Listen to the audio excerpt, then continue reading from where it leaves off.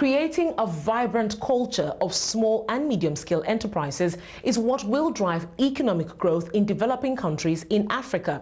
Experts tell us it's the only way to promote a vibrant private sector, which will lead to job creation and pull people out of poverty.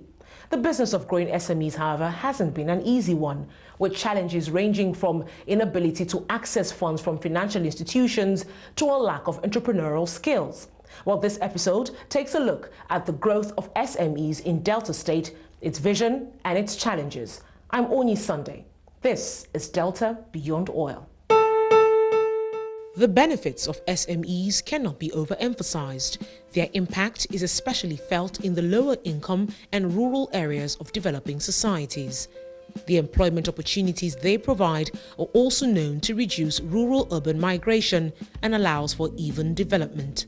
All over the world, SMEs ruled those economies.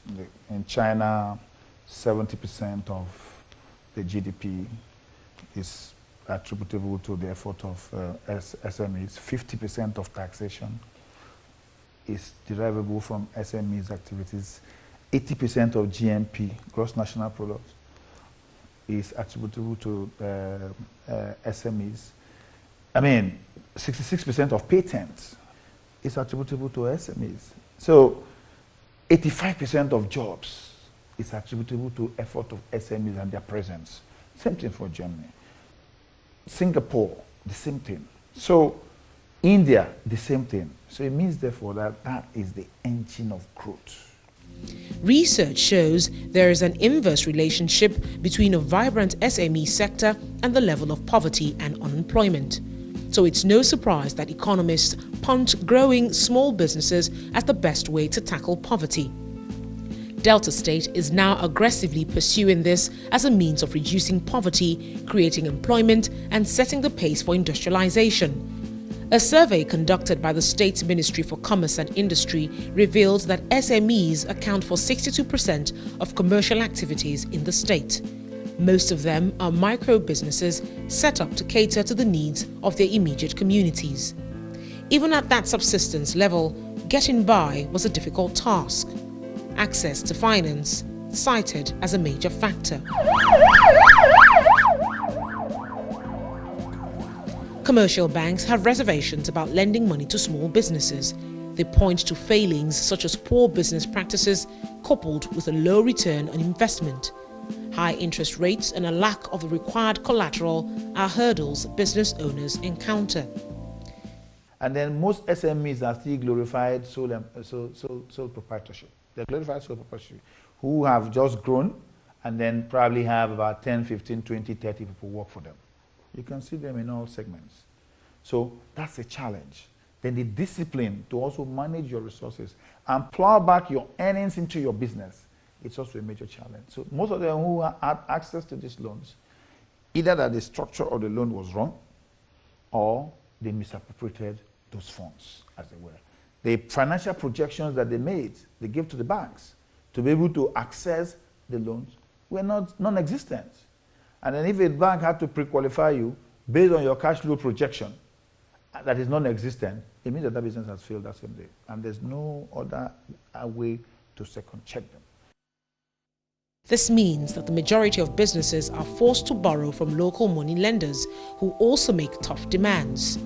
To address this, the government set up a commission known as the Ministry for Poverty Alleviation in 2007. It targets what it calls the active rural poor, most of whom run small businesses of their own. The ministry also launched the Delta State Microcredit Program.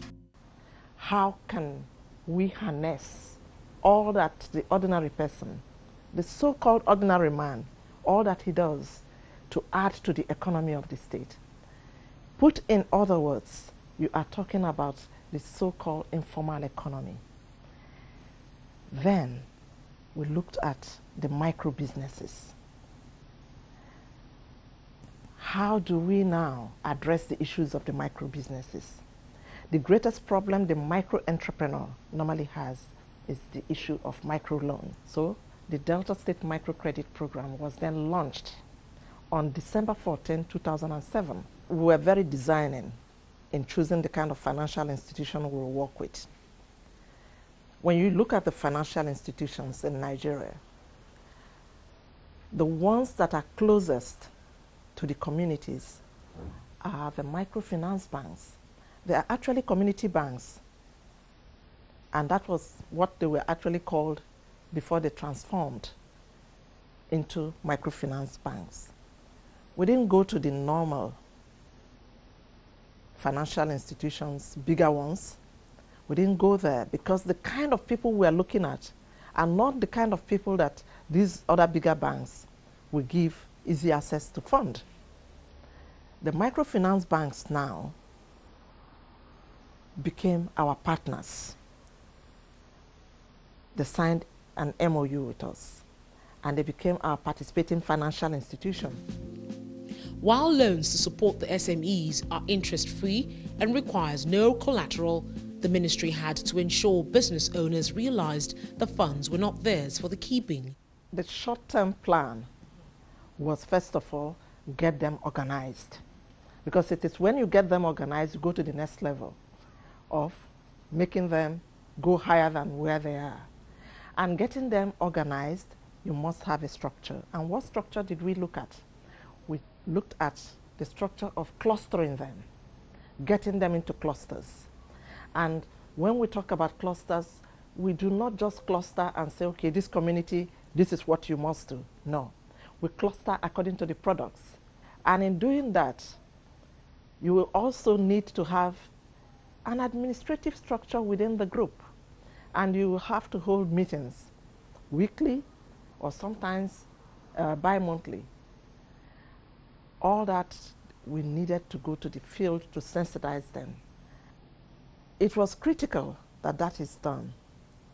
If that wasn't done, in no time, the usual attitude of thinking that this is my share of the national cake would have set in. So what we have done as an institution when we realized that they couldn't do that is to first of all scale up on entrepreneurship training. Basic accounting courses, cash flow management, understand environmental scanning, just to understand your nature of your business. Most of them don't even understand the nature of their business. They also don't know the value chain in which they are operating within. So you begin to introduce them to that and let them begin to realign themselves to where they have their greatest aptitude, where they can manage properly. So government provides such services through the Ministry of Commerce and Industry. We have had a lot of entrepreneurship training for even unemployed graduates, just to process them, to equip them enough to key into fairly larger companies where they can operate. With teething problems out of the way, more cluster groups joined over time. Today, the DMCP program has over 10,000 cluster groups and over 100,000 people empowered through the program. Beyond moving micro businesses to grow into small enterprises, the success of the DMCP program is also measured by the number of loyal clients.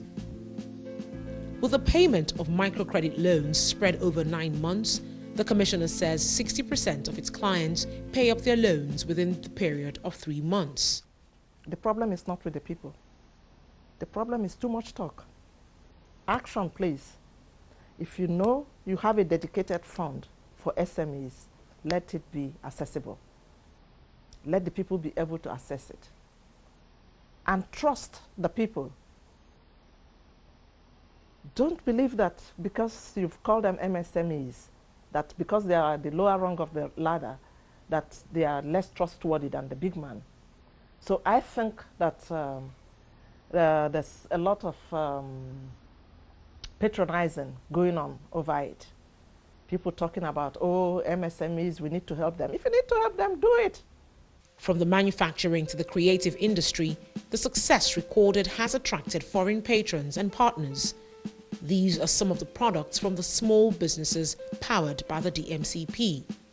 The state is currently partnering with the United Nations Industrial Development Organization to establish a shoemaking factory. It will accommodate a cluster of shoemakers who over the years have excelled in their businesses despite using handmade and obsolete tools.